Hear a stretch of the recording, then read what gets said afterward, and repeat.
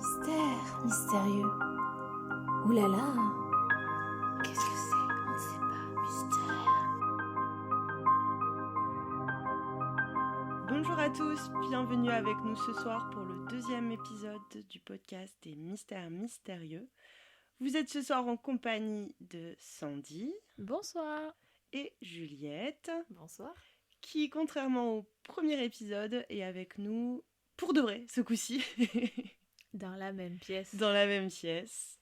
Comme la première fois, nous avons toutes les trois préparé chacune une petite chronique, un petit mystère. Et on ne se l'est pas dit à l'avance. J'aimerais quand même faire une petite exception. Est-ce qu'on pourrait avoir un mot-clé par mystère pour nos auditeurs, pour qu'ils sachent à quoi s'attendre un petit peu? Mon mot-clé, ça va être unicellulaire. Ok. Ouais, Sandy? Mon mot-clé, ça va être paillettes. Ouh. Moi, mon mot-clé, je vais dire danse folle. Danse folle. Ouais. Qu'est-ce qui veut commencer ce soir, les filles? Si je devais vraiment choisir, je dirais toi. La dernière commence cette fois-ci. Oh là là, c'est vénère. Ok, c'est vénère.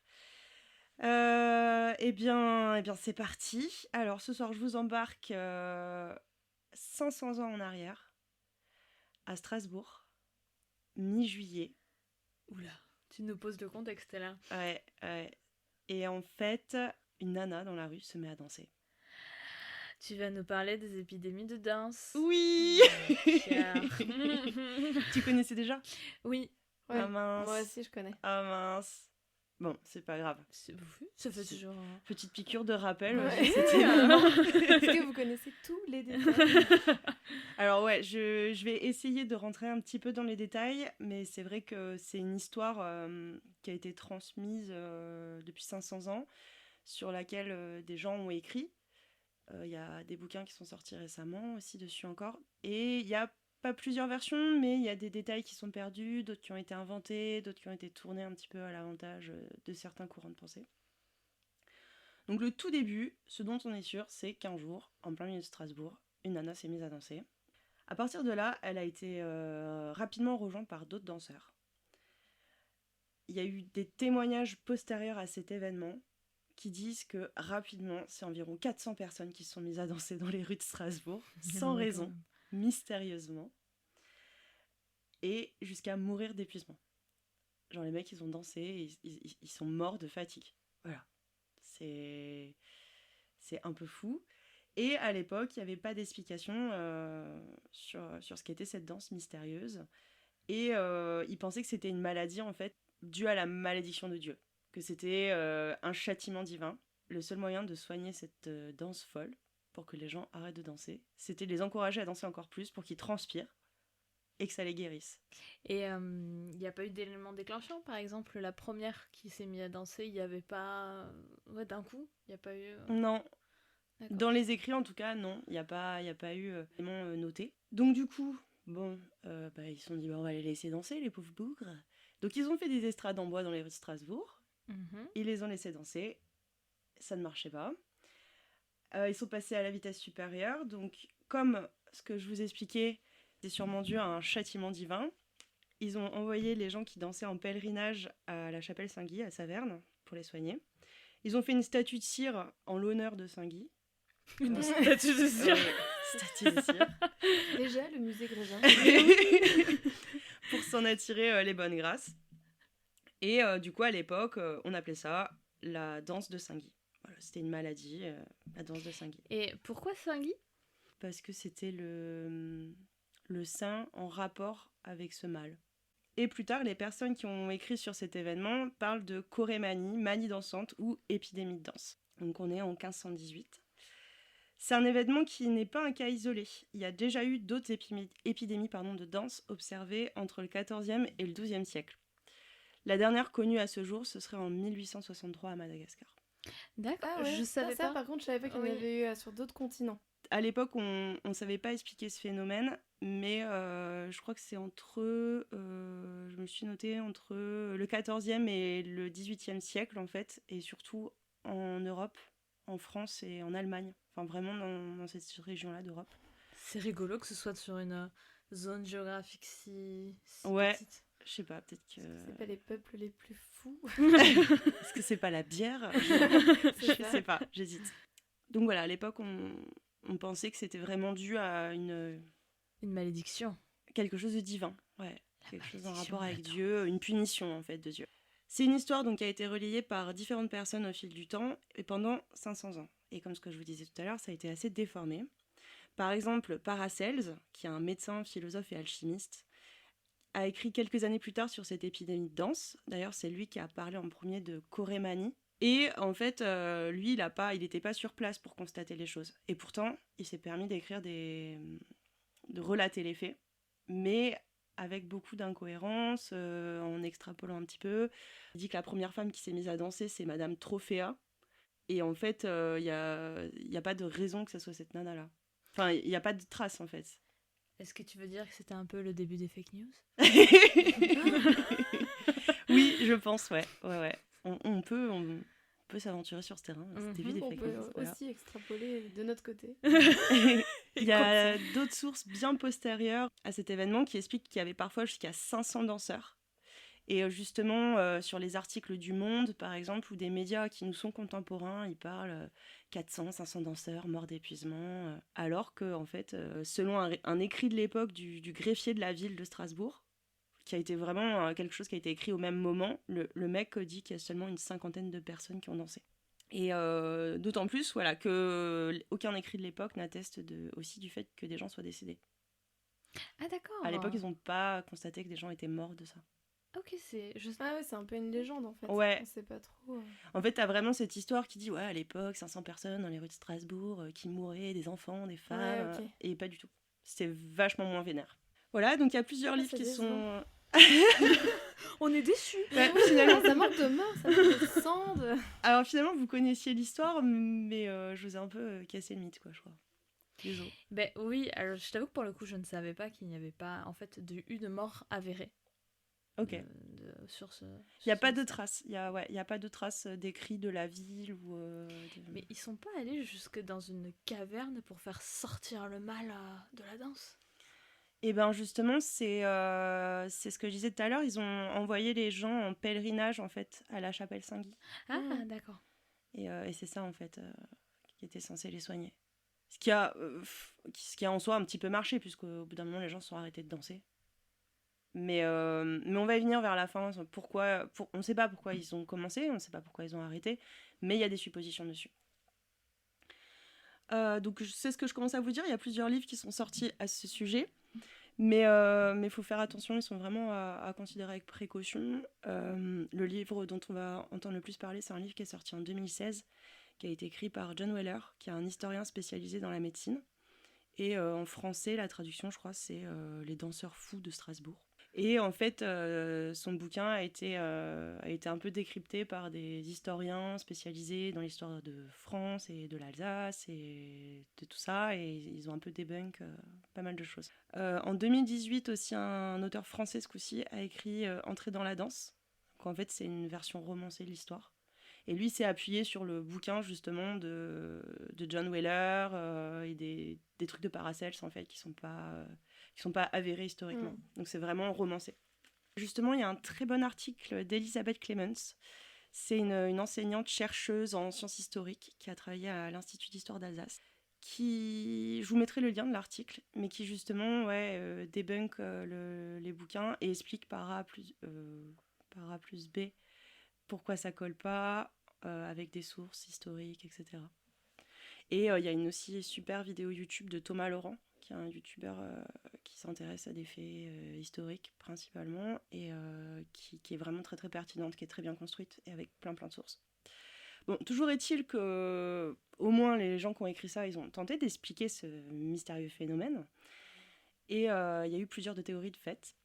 Allant plus loin, oui, parce que ça je vous l'ai pas dit, mais la théorie de base de Paracelse, c'était qu'à l'époque, en fait, cette épidémie, c'était un truc de meuf. D'accord. Ouais, c'était une hystérie collective. Ouais, voilà, c'était une épidémie de femmes qui dansaient juste pour emmerder leur mari. Bon, D'accord. je vous la fais globale. En vrai, ça peut être fun, hein. Mais t'imagines le degré de... genre, je vais danser jusqu'à mourir pour te faire chier. Ah ouais, Voilà. Tu vois que j'ai lu ça, j'ai fait ouais, ok, bah, j'ai pas envie de pousser en fait, c'est bon, la misogynie au quotidien, c'est bon, merci. On en voit déjà bien assez. Merci Ouais, bien. c'est clair. Donc les autres théories qui sont un peu plus réfléchies que juste une hystérie, Ouais. c'est donc à l'époque un empoisonnement collectif à l'ergot de seigle. Donc je sais pas si ça vous rappelle Si, quelque moi, chose. c'est la théorie Bah, la comme... plus probable, en fait, qui ressort souvent. Ouais, et ça fait écho à l'affaire du pain maudit. Bon, alors c'était bien avant la folle danse de Strasbourg, mais le pain maudit c'était en 1951 à Pont-Saint-Esprit. Il y a 250 personnes qui avaient été touchées possiblement par une forme d'ergotisme, avec des alus, des personnes qui sont décédées, des personnes blessées. Il n'y avait pas eu des hypothèses comme quoi c'était la CIA qui Ouais. avait fait des essais dans le village aussi? Si, ouais, avec du lâcher de LSD. Et la théorie de l'ergot de seigle, c'est ce qui apparemment c'est une des théories qui expliquerait les exécutions de Salem et toute la Oui. hystérie collective. Ouais, c'est vrai. J'ai survolé ça, ouais, tout à fait. Enfin, j'ai survolé le nom, mais je vais pas en parler ce soir. D'accord. Mais oui, tout à fait, t'as raison. Et en fait, du coup, cette théorie n'est pas la plus pertinente, en fait, pour nos danseurs fous, parce que, en fait, l'ergotisme, ça provoque des convulsions, parfois des alus, la gangrène. Et en fait, là, comment c'était décrit par les sources de l'époque, c'est pas des gens qui convulsent, c'est des gens qui dansent, vraiment. Ok. Alors peut-être qu'ils dansent pas de leur plein gré, on ne sait pas, mystère, mais ils dansent, vraiment, c'est coordonné. C'est coordonné. J'ai vraiment l'image du flash mob. La Macarena, tout ça. Oui, voilà. Et la deuxième théorie, c'est ma théorie préférée. C'est un phénomène, comme tu mentionnais tout à l'heure, Juliette, d'hystérie collective. En fait, une espèce de transe collective avec ce qu'on appelle, alors c'est un peu complexe, je trouve, j'ai essayé de l'expliquer simplement, un phénomène de conversion. En fait, c'est un phénomène dont parle John Weller, justement. En fait, comme les PTSD, en fait, ce que tu subis psychologiquement, c'est ton corps qui le traduit. Comme les gens qui sont témoins de scènes choquantes et d'un coup, ils ont des bleus. Oui. Voilà. Du coup, voilà, ce serait en fait tous ces Strasbourgeois, ce seraient des gens principalement issus de la classe pauvre qui vivraient avec un stress permanent, avec des maladies, qui se seraient sentis abandonnés par le clergé à l'époque, où en fait ils auraient somatisé ça et ça se serait traduit à travers cette danse folle. Et collectif, parce que ça gagnait les gens, quoi, un peu comme une contamination. Et je trouve que c'est vraiment intéressant parce que ça permet aussi de faire un lien avec ce qui se passait à l'époque et de pas juste dire ces gens sont fous. Ça fait vraiment un background social historique qui est vraiment chouette et je trouve ça dommage que... Bon, après, je suis pas historienne, hein, mais qu'ils aient mis autant de temps en fait à supposer ce truc. Qu'ils aient passé autant de temps à se dire que c'était juste des meufs hystériques. Ils auraient pu... Il y a beaucoup... pour faire chier leur mari, tu vois. Faut en vouloir quand même d'arriver à cette interprétation. Après, justement, l'hystérie, tu vois, c'était pareil, c'était un manque de liberté, de possibilités d'action, etc., d'enfermement qui faisait que ça les rendait folles.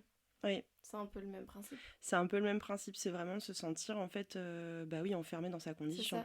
Et du coup, dans leur esprit, c'était vraiment... leur cerveau était vraiment un terrain hyper fertile pour intégrer... un scénario qui est complètement inconscient.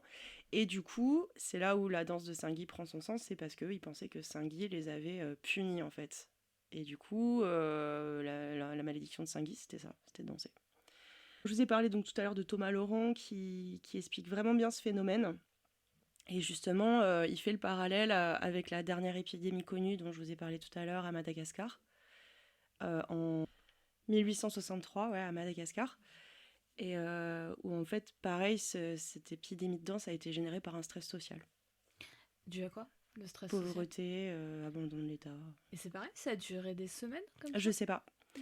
Il faut savoir que cette épidémie de danse à Strasbourg, c'est la mieux documentée pour l'époque. Okay. Donc en fait, souvent, quand on parle, il y en a eu plusieurs, mais on parle principalement de celle-ci. Parce que c'est là où il y a le plus de documents, le plus de sources, le plus de gens qui ont travaillé dessus. Voilà, donc aujourd'hui, rien ne nous permet de savoir avec certitude ce qui s'est passé. Est-ce que c'est vraiment un phénomène d'hystérie collective? On n'y était pas. Est-ce qu'il y avait de l'ergotisme? Est-ce que c'est encore autre chose? Est-ce que finalement, dans 200 ans, on apprendra qu'il y aura vraiment une force divine qui les a forcés à danser? On ne sait pas. J'adore comment tu laisses la porte ouverte à la force divine. L'hypothèse de la Mais force oui, il faut tout toujours. envisager, divine. ouais. Oui, toujours. Ouais, puis attends, je fais gaffe, moi ça se trouve demain je me lève, je suis en train de danser, tu vois, donc Mais est-ce que la vie ne serait pas meilleure comme ça? je sais pas, on a vachement dansé hier soir, et là tu vois, les conséquences, elles sont un peu hardcore. Voilà, donc je sais pas ce que vous en pensez, vos théories dessus. Je t'avoue que je sais pas trop parce qu'on a mis beaucoup de choses sur l'ergot de seigle. Ouais. Beaucoup. À chaque fois, c'est genre, oh, mais c'est peut-être l'ergot de seigle. Après, je ne connais pas. Moi, je pense que c'est et psychologique et par manque de nourriture, tu vois, d'avoir Ouais. des carences, tout ça, Ouais. qui a créé. Et justement, je C'est crois tout que ça. c'est Jean Telet qui reprend Paracels et qui dit qu'en fait, cette nana qui s'est mise à danser, elle était décharnée à cause du manque de viande à l'époque, à cause de la famine, et que du coup, c'était un facteur de stress aussi. Mais pareil, il n'y a pas de preuve qui dit que c'était quelqu'un en carence, tu vois. On le suppose, mais ouais. Oui, et puis c'est pas le même contexte historique, le même contexte religieux, donc on ne sait pas comment ça s'est manifesté. Ça peut être effectivement de l'hystérie, on ne sait pas. Et ça se trouve, dans 200 ans, dans l'hystérie, on se rendra compte que c'est autre chose.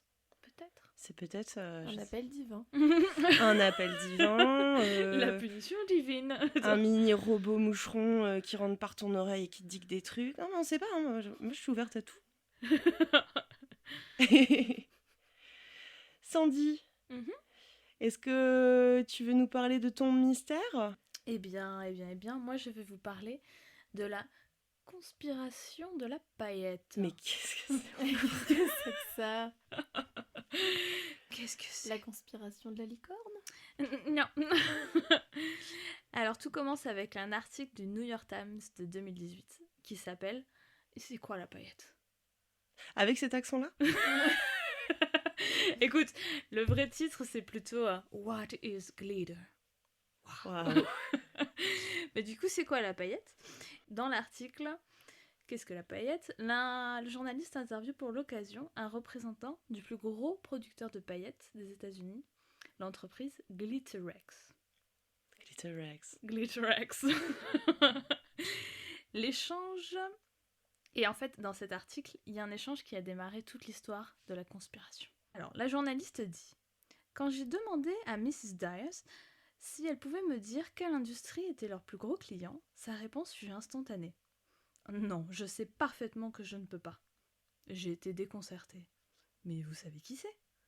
Oh mon Dieu, oui, dit-elle en rigolant. Mais vous ne devineriez jamais qui c'est, donc arrêtons là. Je lui demandais pourquoi elle ne pouvait rien me dire, et elle répond parce qu'ils ne veulent pas que quelqu'un sache que c'est des paillettes. Mais si je le voyais, je ne pourrais pas savoir que c'est des paillettes? Non, pas vraiment. Et je pourrais voir les paillettes? Oh oui, vous seriez capable de voir quelque chose. Mais je ne peux pas. Le journaliste conclut en disant « J'ai demandé si elle pouvait m'en parler officieusement, ce fut non. J'ai demandé si elle pouvait m'en parler officieusement après que l'article soit publié, ce fut non. Je lui ai dit que je ne pouvais pas mourir sans savoir ce que c'était. » L'extrémisme de la journaliste. C'est clair. Bâton pour la paillette. Elle m'a orientée vers les pigments utilisés dans l'industrie automobile. Donc, cet échange a fini sur Reddit et a commencé la fameuse théorie de la conspiration de la paillette, et surtout, qui est le plus gros acheteur au monde, parce que Glitterex est une des plus grosses entreprises aux États-Unis, mais aussi dans le monde, de paillettes. Il y a eu plusieurs théories complètement folles là-dessus. Ouais, les pigments automobiles, donc en fait, c'est une grosse marque automobile qui achète les paillettes? Non. Ok, j'ai pas compris alors. Enfin, Moi non plus, j'avais pas tout compris. En fait, quand l'échange a été publié sur Reddit, beaucoup de gens ont dit « Non, mais elle a orienté vers les pigments automobiles pour couvrir le vrai acheteur.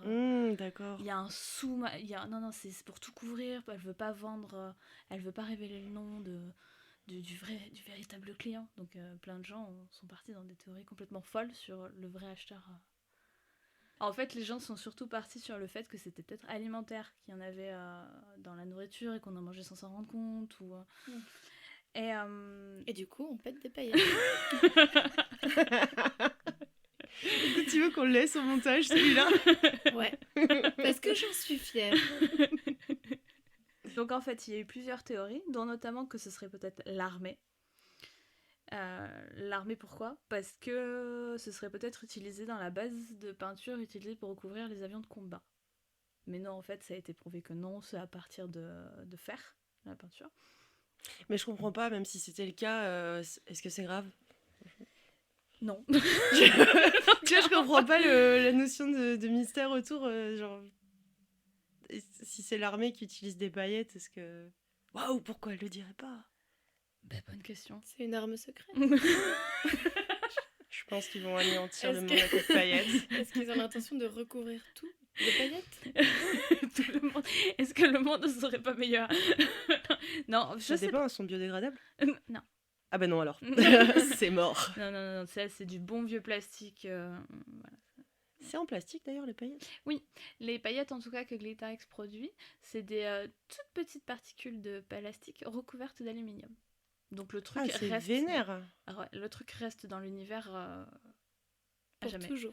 Waouh, elle a lâché un indice et je pense qu'elle en sait plus que nous. Elle a dit le truc reste dans l'univers. Elle a pas dit sur Terre, elle a dit dans l'univers. Parce qu'ils en ont envoyé sur Mars, Voilà. sur la Lune. Voilà. Ouais. Des paillettes. Oui. La Lune n'existe pas d'ailleurs, c'est juste une boule en papier mâché C'est avec des ça, en paillettes. Elle est lumineuse parce qu'ils l'ont recouverte de paillettes. Tout un complot. Il y a eu d'autres personnes qui ont soulevé que c'était peut-être la cosmétique, mais cette théorie a été réfutée parce qu'en fait, dans l'article du New York Times, un des seuls clients qui a accepté de révéler son identité, c'est une marque de cosmétique. Et la cosmétique ne fait pas mystère qu'ils utilisent des paillettes dans leur maquillage. Mm.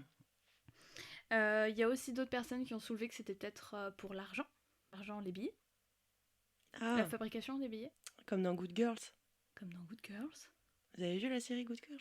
Non. Elles font Ah des oui. faux billets avec du vernis à ongles, mais une nuance particulière. Ah non, un j'ai peu pas vu. nacrée. Du tout. On a tout à apprendre. Mais ça n'explique pas en fait le fait que ce soit le plus gros acheteur. Les volumes ne correspondent pas. Il y a aussi d'autres personnes qui ont soulevé que c'était peut-être dans les dentifrices. Cette théorie est corroborée par le fait qu'il y a eu effectivement des microplastiques dans les dentifrices jusqu'en 2017. Tu sais, les petites billes que tu retrouvais dans les... Oui, c'est vrai, il y avait Oui. ça quand on était gamine. Ouais. Et en fait, C'est vrai qu'ils ont arrêté de faire ça. ça a été interdit. Donc c'est parce que c'était extrêmement polluant. Ça se retrouvait dans l'océan, tout ça. Donc là aussi, c'est pas possible. Voilà. Oh là là, tellement de théories. Tellement de théories. Moi, ma préférée, c'est quand même un mec sur Reddit qui a suggéré c'est peut-être qu'ils mettent des paillettes sur les sites touristiques, genre les plages, pour les rendre plus belles. Ah, la nacre naturelle des coquillages n'existe pas, c'est Oui, des c'est paillettes. ça. Mm. Ah, mais je pense que c'est ça. Hein. Oui, c'est peut-être ça. Le premier mec qui a posté l'échange sur Reddit a quand même dit, dans sa liste des potentiels suspects, écoute, c'est peut-être l'industrie funéraire. Je sais pas pourquoi, mais cette industrie remplie de tours de passe-passe qu'ils veulent garder secret. Et ça m'étonnerait pas que les paillettes en fassent partie. Pourquoi Qu'est-ce qu'ils pas, vont hein. foutre avec des paillettes? Mais l'industrie funéraire, tu vas dire, le plus gros acheteur de paillettes au monde, l'industrie funéraire. Les gars. Ouais, normal. Mais En oui. fait, ouais, peut-être pour mettre, je sais pas, dans le stuc, dans le faux marbre, je sais pas. J'en sais rien du tout. En Mais fait, ces suppositions, je les pige pas parce que, en fait, je vois pas l'intérêt. Bah, c'est plus genre le mystère, tu vois, la journaliste dit non, mais enfin, non, celle qui dit non, mais vous devinerez jamais, et puis c'est pas grave, on passe à autre chose. C'est les chercheurs de mystère, les chercheurs de solutions. Le mystère, en vrai, je vais un peu. Le mystère a été résolu. Mais, Ah ben non. Bah oui, du coup, c'est plus un mystère. mais en fait, beaucoup de gens ne n'y croient pas. Ah, Et ils sont dans le déni le plus complet. trop bien. Oui, c'est Ah. ceux qui croient à la théorie funéraire. C'est ça. Ouais. Et en fait. Les plages, celle des plages. Ah, aussi. celle des plages aussi. Il y a le mystère a été résolu il y a 1 an, mais depuis, il y a quand même des gens qui popent régulièrement et qui disent non, mais écoutez, j'ai la solution, je sais qui c'est. Je n'y crois pas à la solution qui a été trouvée, c'est celle-ci. Et parce qu'ils ont pas eu leur Reddit Award. Peut-être. Parce qu'ils se font chier dans leur vie et que... Mais je te jure, les gens arrivent avec des théories extrêmement bien documentées, il y a des arguments et tout ça. Enfin, Ok. Ah ouais. Donc en fait, ceux qui ont trouvé la solution, ce sont des gens du podcast Endless Threads. Ils ont mené l'enquête, hein, mais vraiment. Ils sont allés à Glitterex, ils ont posé des questions. C'est genre Élise Lucet de... Pardon. De la paillette. De la paillette. Et Et en fait, ils se sont renseignés à droite à gauche. Ils ont aussi interrogé des professionnels du métier de la paillette. Je pensais pas dire cette phrase un jour, mais... J'adore. Et en fait, ils ont réussi à rentrer en contact avec quelqu'un qui a des clients chez Glitterex. Donc ces clients ont pu poser des questions et ont confirmé qui était le plus gros acheteur de paillettes de Glitterex. Et à votre avis, c'est qui ? C'est une personne ou une société ? C'est une industrie. C'est une industrie.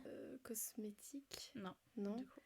Ah, peut-être le vêtement, du coup, l'industrie textile. Non plus. Pharmaceutique. Non plus. C'était une théorie, mais non. Ah ouais. Ouais, c'est vrai, les trucs de bronzage. Ouais. Ouais. Une industrie, un pan entier de l'industrie. Bah, Un pan alimentaire. entier de l'industrie. Non. Ah, bah les joujoux. Non. Les petites peluches. Je suis super déçue. Les petites Bah l'armée, du coup, on n'en parlait pas tout à l'heure. Non. Bah écoute, franchement, je sais pas. Eh bien, il Un s'avère indice que ce sont... Pas d'indice. Ah, vous voulez un indice ? Oui. Direct. Ok. Ça va sur l'eau. Des bateaux. Les fabricants de bateaux.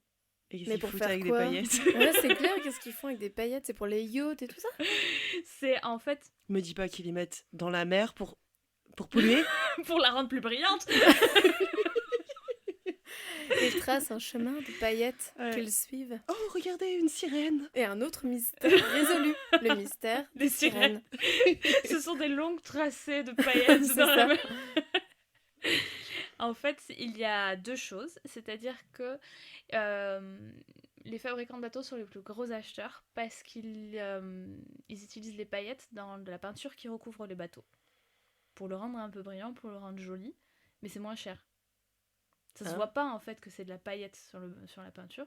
Et ils utilisent ça pour recouvrir les petits bateaux notamment. Et il y a aussi un autre bise que je ne connaissais pas. C'est-à-dire qu'il y a toute une culture du petit bateau qui va sur l'étang, le lac et tout ça. Et apparemment, plus il brille, mieux c'est. Eh, chérie, tu viens faire un tour sur le lac? J'ai le bateau qui brille. C'est fou. Apparemment, il y a un youtubeur qui explique très bien, en fait, qui expliquait cette conspiration de la paillette et qui était allé voir sur des forums, qui posait la question, notamment un mec qui demandait c'est quoi le délire autour des paillettes dans les bateaux et tout ça. Et tous les gens qui ont effectivement des petits bateaux disaient bah écoute, t'as qu'à avoir un bateau qui ressemble à tous les autres et casse-toi. Ils sont surtout fait vachement de pubs comme ça, je pense.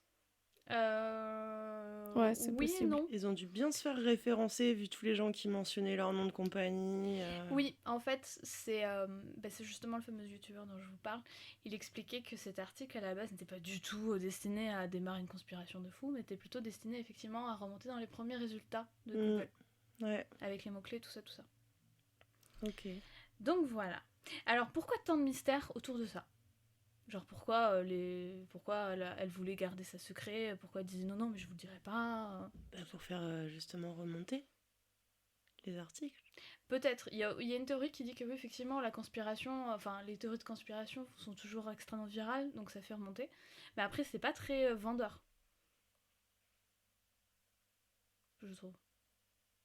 Bah, c'est pas très vendeur de révéler ta stratégie de com, non? Oui, aussi. Vous m'avez perdu là. Non, je sais comment vous expliquer. C'est en fait à la base ils voulaient juste parler des paillettes et genre que Glitterex les fabriquait puis point barre. Une conspiration du plus gros acheteur et tout ça, c'était pas prévu dans le programme et c'est pas forcément très vu d'une bonne façon. Mhm. Et aussi, ils pensent, les gens, du coup, ceux qui ont trouvé la solution pensent que les fabricants de bateaux ne veulent pas attirer l'attention sur le fait que ce soit des paillettes, parce que déjà c'est moins cher et que ça arrive dans l'océan. J'ai pas compris, c'était moins cher de quoi? Tu l'as dit tout à l'heure déjà et j'ai pas compris. C'est en fait, ça permet d'avoir une peinture qui recouvre les bateaux moins cher qu'un autre produit de peinture. Ah bon? Mais du coup, ça... c'est moins cher, mais est-ce que ça dure plus dans le temps Ça, ou je pas sais pas. Je sais pas. Mais un autre produit de peinture, ce serait de la peinture avec des paillettes. Oui, l'autre peinture, je sais pas.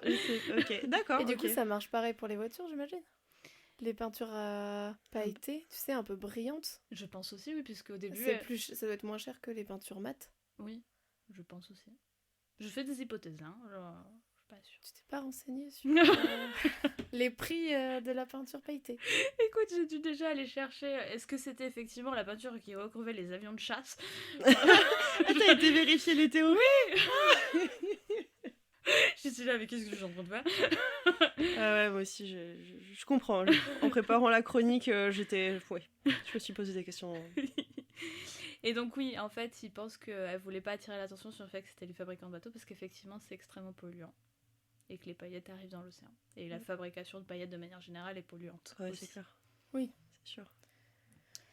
Donc voilà, il y a quand même du coup quand le podcast a sorti cette solution extrêmement bien documentée, et moi j'y crois quand même, j'y crois à 100%, il y a quand même des gens qui ont commenté. Tout ce temps et cette énergie mentale, j'y ai pensé au moins une fois par semaine et au final c'était de la peinture pour bateau les gars. Et aussi il y a quelqu'un d'autre aussi qui dit... Alors j'étais persuadée que c'était du dentifrice pour enfants. Mais qui en a quelque chose à foutre de la peinture pour bateau? Mais qui en a quelque chose à foutre du dentifrice pour enfants? C'est le scandale, ah là Ok. là. Ah, les gens se sont outrés, quoi. Ouais. D'accord. Et il y a du coup beaucoup encore refusent cette théorie. Ah ouais. Voilà. Donc ça reste un... C'est fou. Non mais c'est fou. Et c'est rigolo, moi je trouve. Les gens se sont montés en épingle pour rien. Ouais, bah ouais, de ouf. C'est fou cette histoire. Ouais. Merci beaucoup pour cette histoire de paillettes. Je pensais que ce serait plus glamour. Ouais, moi aussi, je suis un peu déçue. Ah, c'est les fabricants de... Je sais, c'est pour ça que les gens, en fait, c'est marrant parce que c'est plus, effectivement, beaucoup de j'ai pu le lire dans les commentaires, c'était, ce qui était drôle, c'était comment dire, t'as tout le mystère en mode qu'est-ce que c'est et tout ça, et comme toujours, quand t'as la solution, bah c'est pas comme tu te l'imaginais, donc Ouais. c'est moins fun. Ouais, moi je me disais, peut-être le milieu du business, tu vois, de l'entertainment, du show à paillettes, carnaval de Rio. Et non, les bateaux. La paillette. La paillette. Merci beaucoup Sandra pour cette rubrique spéciale paillettes. Et... Juliette, Ouais. Alors toi tu nous avais donné comme mot-clé... Moi, je vous avais donné comme mot unicellulaire. Ah oui. Parce que ma rubrique va être encore un peu scientifique. Est-ce que tu veux parler du blob? Oh oui. Les blobs attaquent la plage. Du coup, je vais vous parler du blob. Alors, on entend beaucoup parler ces derniers temps. Oui. Et moi, je l'ai découvert grâce à un documentaire sur Arte. Voilà, il y a plusieurs mois qui est sorti, qui est super, que je vous conseille. Ok. Et du coup, je vais vous raconter un peu la petite histoire de l'origine du blob. Quand est-ce qu'on l'a découvert, ce qu'on sait aujourd'hui sur lui et ce qui reste à découvrir, parce qu'en fait, on sait comment il fonctionne, mais on comprend pas pourquoi il fonctionne comme ça. C'est vraiment un être un peu magique encore, voilà, un être Trop terrestre, mais très étrange. Trop bien. Alors du coup, l'histoire. Donc ça commence en 1973, au Texas. On en entend parler pour la première fois. Donc ce matin-là, Mary Harris découvre dans son jardin un champignon en forme de grosse omelette mousseuse. Elle le découpe en morceaux et il cicatrise et il continue de grandir. Le lendemain, elle retourne dans son jardin et la petite bête, elle a doublé de volume. Donc elle continue de paniquer. Elle essaie un insecticide. Le blob change de couleur. Quoi? Sérieux? Mais Il change de couleur. il change de couleur. Il je était pense. quelle couleur à la base? Il était jaune. Ok. Une grosse omelette. Oui, une omelette mousseuse. Voilà. Il était jaune. Je verrai plus jamais les omelettes de la même façon. Moi non plus. Et pareil, à nouveau, la créature, elle semble absorber l'insecticide. Et le lendemain, elle retourne dans son jardin. Il a encore doublé de volume. La créature de l'enfer. J'espère qu'elle a un grand jardin. Son mari l'attaque à la hache. Sa femme ou le blob? Le blob. Et pareil, à nouveau, le blob saigne et il cicatrise. Et il retourne dans le jardin, il a encore doublé de volume. Donc là, en désespoir de cause, ils appellent les pompiers qui pulvérisent d'eau. Ça marche pas du tout. Ensuite, les policiers se ramènent. Et... non, mais ça fait... Excusez-moi, monsieur le blob, vous êtes en état d'arrestation. Arrêtez tout de suite. Ils sont tous en panique. Et les flics se ramènent. Et comme tout bon cow-boy du Texas, ils se mettent à lui tirer dessus. Oh non. Mais ce pauvre blob, il avait Et rien oui, il demandé. était désarmé. Et donc on lui tire dessus et ça ne marche pas du tout. Et au total, l'omelette a atteint 16 fois sa taille d'origine. quand elle l'a découvert dans le jardin. Donc il devenait vraiment gigantesque. Tout d'un coup, après la visite des flics, Ça l'a tout de suite calmé, il est redescendu d'un étage. Il il a dit, retourne dans le Ok. jardin et le blob avait disparu. Ah bah. Totalement. Plus aucune trace. Il est parti sur ses petites pattes. Exactement. Avec son sac à dos, la hache, et il est parti. Voilà. Donc, à l'époque, comme en plus, dans les années 70, il y a beaucoup de théories liées aux extraterrestres, etc. Du coup, ça a fait le tour des journaux et on parle de formes extraterrestres. Et voilà, il se transforme, il a des pattes, des bras. Voilà, on Est-ce en fait toute une histoire. que c'est pas la même année que la rubrique que tu as fait sur le Crack Monster? T'as dit quelle année? 73. Ah oui, Ouais, hein, effectivement. ça me faisait Ouais. écho. Ouais. Qu'en fait, je pense que c'est lié. Drôle d'année cette année 73. Et donc, cette anecdote, elle inspire le film d'horreur The Blob de Steve McQueen, dans lequel une masse informe venue de l'espace grandit en ingérant toutes les personnes qu'elle rencontre. Voilà, c'est une créature qui se glisse partout, Trop. elle dévore tout le monde et personne ne peut l'arrêter. J'adore Voilà. Et ce ça a genre de film. inspiré, ça a inspiré ce film. Et c'est pour ça qu'aujourd'hui, en fait, son petit nom, c'est Blob. Voilà, c'est en hommage à ce film. J'imagine tellement de blob. C'est ça. Blob Vous irez voir la attaque la plage. bande-annonce, C'est trop fort. c'est très fun. Et donc son vrai nom, cette bébête, c'est Physarum polycepharum. C'est Mimi. Oui. Très Mimi. Très mignon. Et donc il est apparu il y a 1 milliard d'années, avant les champignons et avant les éponges. Donc c'est potentiellement l'un des premiers animaux terrestres. D'accord. Mais unicellulaire. C'est ça. Sa particularité, c'est que c'est une seule cellule, mais avec plusieurs noyaux. Nous, c'est l'inverse, on est composé de plusieurs cellules avec un noyau. Et là, c'est une cellule qui a plusieurs noyaux. Donc en plus, c'est vraiment une particularité unique. sur Ok. Terre. Ok. Et donc, comme elle peut produire à l'infini, enfin elle semble produire des noyaux à l'infini, il y a des blobs qui ont pu atteindre jusqu'à 10 mètres carrés. Wow.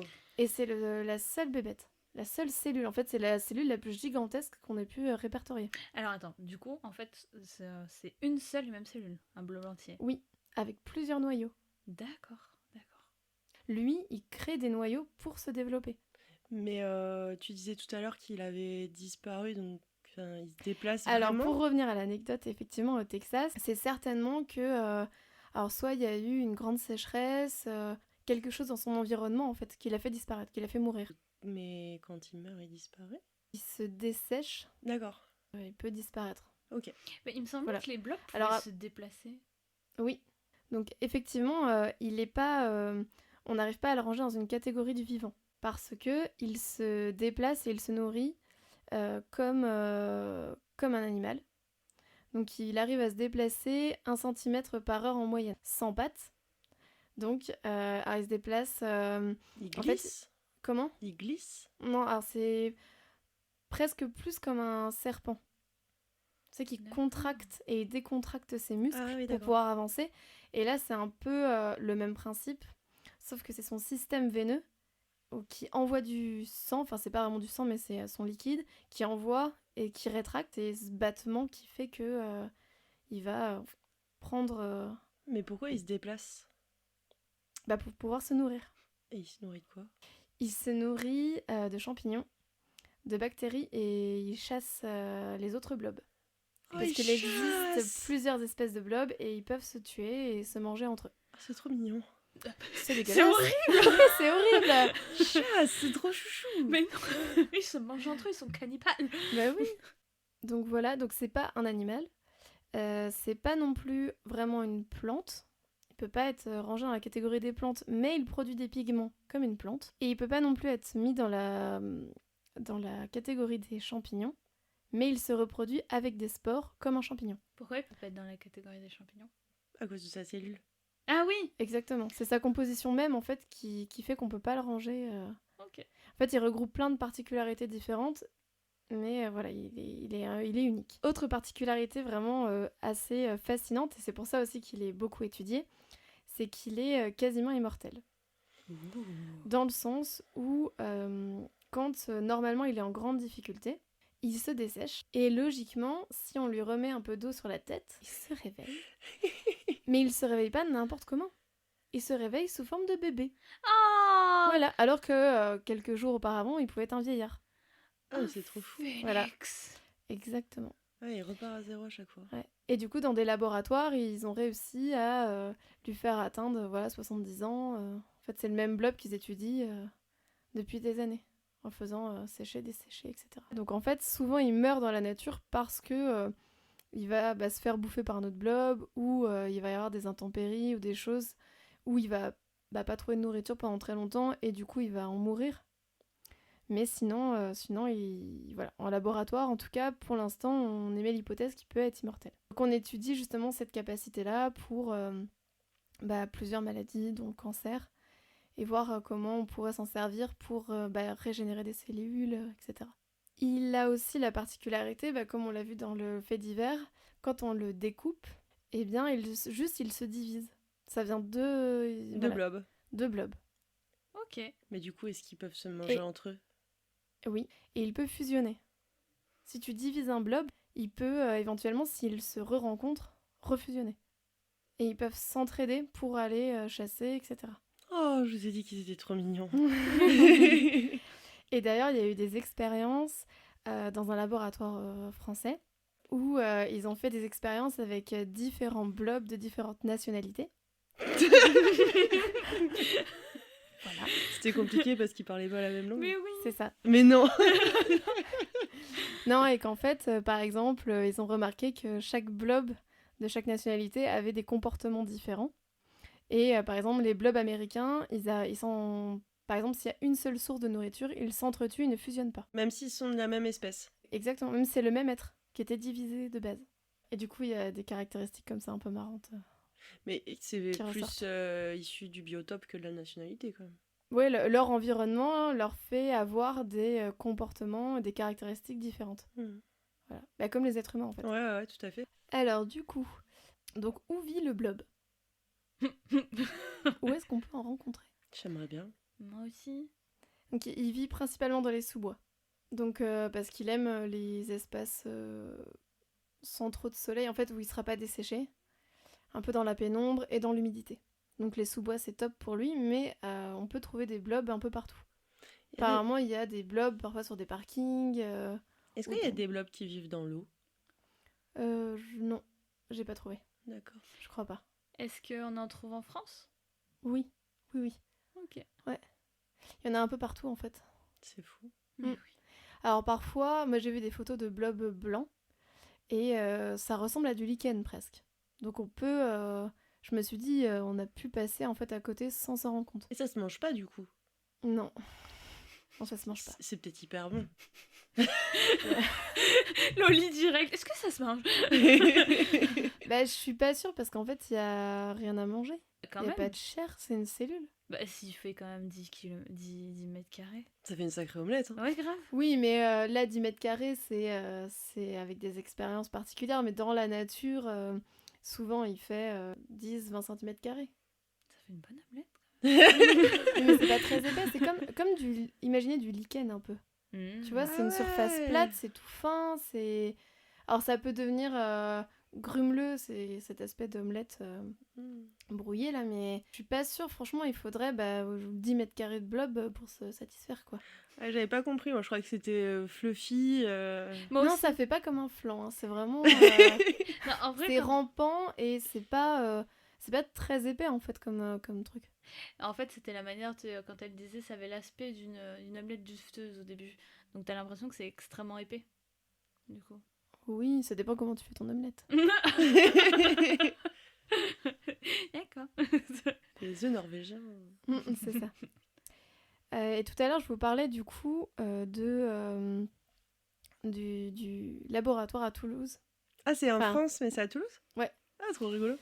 C'est là où se trouve Audrey Dussutour, qui est la grande spécialiste du blob en France, et qui a du coup, elle, fait pas mal d'expériences avec le blob concernant la nutrition aussi. Parce qu'en fait, le blob, il a la faculté d'auto-réguler sa nutrition, de savoir directement quel aliment est bon pour lui ou pas. de réguler tout seul son régime alimentaire en fonction de ce qu'on lui propose. Donc, si par exemple il manque, imaginons, de protéines, il va en manger davantage les jours suivants pour se satisfaire. Enfin voilà, il régule son alimentation. Et du coup, voilà, ils ont fait pas mal d'expériences avec ça. Et c'est eux qui ont utilisé des blobs de nationalités différentes pour voir si, également avec l'alimentation, ils avaient des régimes alimentaires différents. Du coup, il y a des végétariens, il y a des pesco-végétariens. Alors, non. C'est le blob en laboratoire, il est nourri avec des flocons d'avoine. C'est sa nourriture favorite. Il est hipster, le blog. Exactement. Le blob. C'est trop mignon. Il est adorable. Il est trop chouchou. Il est adorable. Quand ils ont commencé à les faire nourrir avec des flocons d'avoine, ils ont pris des flocons d'avoine bio. Et voilà, ils nourrissaient les blobs avec des flocons d'avoine bio. Tout se passait bien. Et un jour, ils reçoivent du coup le blob américain. Et ce blob-là détestait les flocons d'avoine bio. Et du coup, ils ont changé. Et ils ont pris des flocons d'avoine remplis de pesticides et tout pour tous les blobs. Parce que l'américain voulait pas se nourrir de bio. C'est rigolo. Voilà. Je sais pas comment interpréter cette information. Plus dans le sens où je pense que là-bas, peut-être que là d'où ils venaient, c'était une terre déjà très polluée. Et qu'en fait, le blob s'était adapté à ça. Et qu'ils connaissaient plus que ça. Est-ce qu'ils étaient obligés de punir tous les autres pour ça ? Eh ben, le problème, c'est que quand tu fais une expérience scientifique, t'es obligé d'avoir les mêmes données pour chacun. D'accord. Donc du coup, il fallait qu'ils prennent la même chose pour tout le monde. Du coup, t'es venue nous voir à Toulouse, mais en fait non, t'es venue rencontrer... Exactement, donc ce soir avec nous, Audrey du Sutour. Donc j'avais vu qu'il avait été pas mal étudié au Japon, aussi le blob, plus par rapport à sa mémoire. Parce qu'en fait, le blob a une mémoire, il a des capacités, une forme d'intelligence, sauf qu'il n'a pas de cerveau, et du coup, on cherche à comprendre aussi, pareil, comment ça se fait, où est-ce qu'il enregistre en fait ces informations, comment il les stocke, et tout ça. Comment ils savent qu'il a une mémoire ? Ils lui ont fait faire des expériences de labyrinthe, par exemple. Voilà. Et il se souvenait Et il prend toujours le chemin le plus court. Dis-donc. Malin lui. Ouais. Et pareil, ils lui ont fait faire du coup des expériences dites de réseau. Qu'est-ce que c'est ? Où le blob, il doit... en fait, il est entouré de nourriture dispatchée en fait autour de lui à différentes distances. Et il doit créer un réseau de chemin avec tous ces petits... ses membres, cellules, mais ces petites cellules qui s'étendent pour créer les chemins les plus courts pour attaquer la nourriture. D'accord. Voilà. Et du coup, ça fait comme une sorte de réseau routier autour de lui. Et à chaque fois, les blobs créaient la meilleure carte possible. Voilà. Y en a qui et du coup, ils ont étudié, exactement, voilà, ils ont, par exemple, au Japon, il avait étudié les cartes de Tokyo pour voir, en fait, si le blob faisait une meilleure approche avec, du coup, en définissant chaque flocon d'avoine comme une station. Ouais. Et voir si le blob trouvait une meilleure carte routière, et à chaque fois, c'était mieux que l'être humain. C'est génial. Le blob dessinateur des cartes routières.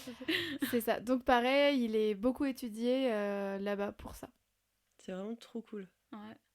Donc pour finir, ce blob, comme je vous disais, il existe en différentes couleurs. Il y a des... On dirait que tu es en train de nous présenter une collection de mode. J'ai l'impression d'être dans une réunion Tupperware d'un coup là. Donc vous pouvez avoir des blobs roses, jaunes, à paillettes. Ça c'est pas vrai. Des blancs, des noirs. Donc il y a à peu près 1000 espèces pour l'instant qui ont été identifiées. Et pareil, ils ont des formes un peu particulières selon les espèces. Voilà, donc il est en fait vraiment étudié depuis les années 70. Et maintenant, il est étudié partout dans le monde. Et chaque scientifique recoupe leurs informations pour... En fait, ils étudient chacun un peu des particularités du blob différentes. Et on cherche vraiment à comprendre. En fait, là, on découvre ses capacités, ses facultés, mais on comprend pas comment il fait. Voilà, c'est vraiment une forme d'intelligence qui nous est inconnue pour l'instant. Et du coup, on cherche à comprendre. Mystère. Voilà. Merci beaucoup Juliette pour cette chronique mystérieuse scientifique. Je sens que ça va devenir ton truc les rubriques scientifiques.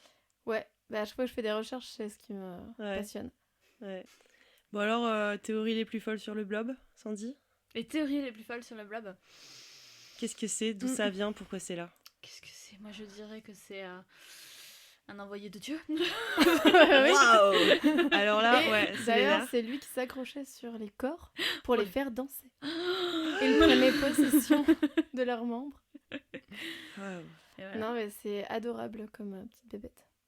Et d'ailleurs, On vous peut avez- adopter un blob? Ouais, c'est ça. Mais non. Vous en avez certainement entendu parler récemment parce qu'il y a eu un appel de laboratoire français pour adopter un blob.